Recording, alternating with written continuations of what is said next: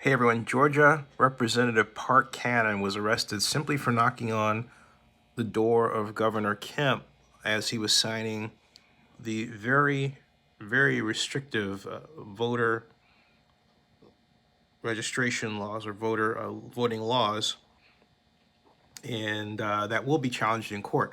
But here is Ms. Cannon's attorney appearing on CNN a moment ago. Parent. She is a Democratic state senator in Georgia. And before we get to this new bill... And I stand corrected, that is not her lawyer. That is her colleague, Democratic colleague. Representative, let me first get your reaction to the arrest of your Democratic colleague, who's actually now facing 2 felony charges. She knocked on the door of the room where the governor was signing this bill in private, and she did so repeatedly, despite troopers telling her not to, and they arrested her. What is your reaction to this? Well, first of all, good afternoon, Brianna, and thank you for having me on. Yes, we are all very distressed that Representative Park Cannon was arrested and is facing serious charges. She did knock on the door, but if you watch the video, there was nothing threatening about it. She is duly elected member of the General Assembly, and she was trying to make the point that just as the drafting of the terrible legislation that was signed into law yesterday was done in secret, the signing itself was done in secret, away from Georgia voters, and a total lack of transparency.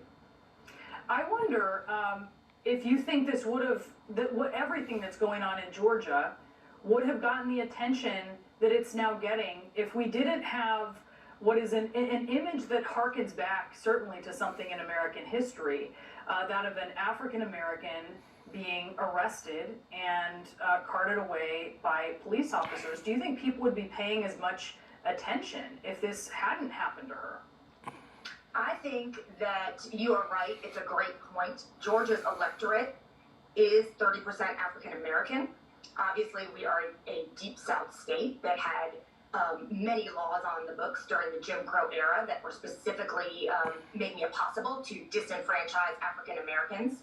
We now have come a long way from that. We have many Black members of the General Assembly, but many of the concerns about SB 202 do harken back to that era. SB 202 makes it more difficult to vote, and we all understand that that is aimed at Democratic voters. And when Black voters form the backbone of the Democratic Party in Georgia, you are directly attacking Black voters. And then, as you say, to have one of our Black legislators be arrested as a result, it just kind of puts a fine point on that truth. There are 3 civil rights lawsuits that have been filed against this new set of voter laws in Georgia. When we look at the federal level, the Supreme Court gutted protections in the Voting Rights Act, and since then has become an even more conservative court. That was a 5-4 majority. It's become even more conservative. Do you have concerns that these cases might not prevail? Yeah, absolutely. We know that Mitch McConnell and Donald Trump made a priority to pack the courts with conservative young judicial activists. That was really a main focus of his 4-year presidency.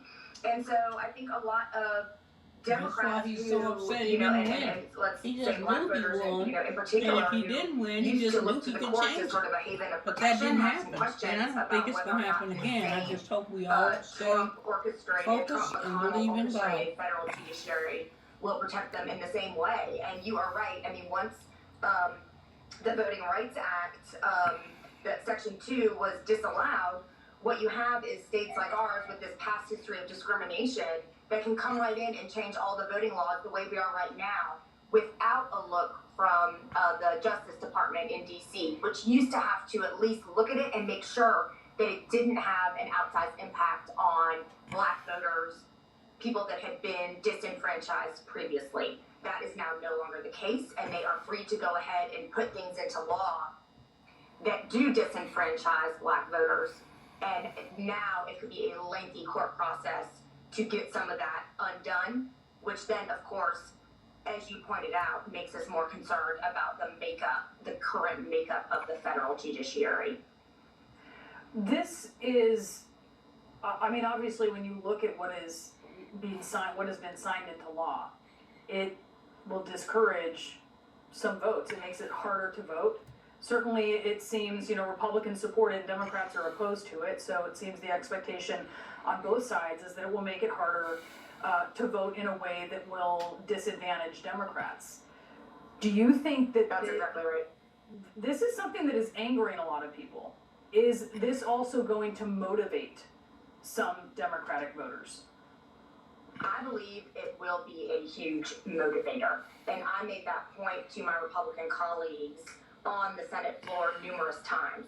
We had 75,000 Georgians turn 18 between the November 3rd election and the January 6th runoff.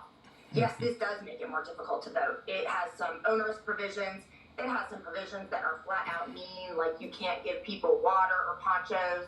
When we know that, in the June 2020 primary, we had lines up to 8 hours in the heavily populated urban counties, which are the ones where most Democratic Georgia voters live. So, we find the entire thing to be very concerning, but at the same time, we know that Georgians are paying attention. They are watching. We know the nation and indeed the world is watching, and that the motives of the Georgia GOP are totally transparent. That it's meant to suppress these Democratic voters. And that is exactly why I made the case to my Republican colleagues that people are watching, they know what you are up to, and they are not going to have it. The motivations, to get out and vote and not let anyone or anything stand in people's way of exercising that right, that franchise, is going to be a huge focus of every Georgia voter, frankly. So I believe it will backfire on them completely.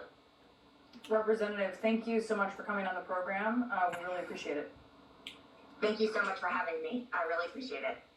Georgia's Democratic Senator Raphael Warnock, whose election in January helped flip the state and the balance of power in the Senate for Democrats, is calling out the big lie and tying it to this new Georgia law.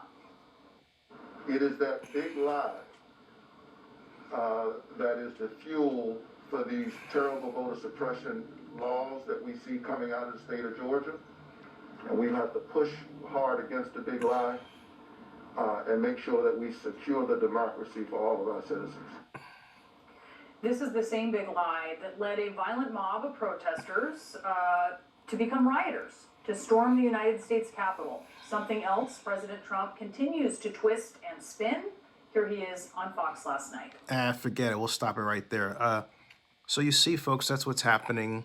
And Park Cannon, I think, unless the governor wants to create kind of a landing slide to being voted out of office, will basically drop the charges against her as a sitting legislator. That's political dynamite right there, and that the Capitol Police were allowed to do that is the height of political stupidity on the part of Republicans. But hey, subscribe to Zenny62 and bookmark oaklandnewsnow.com.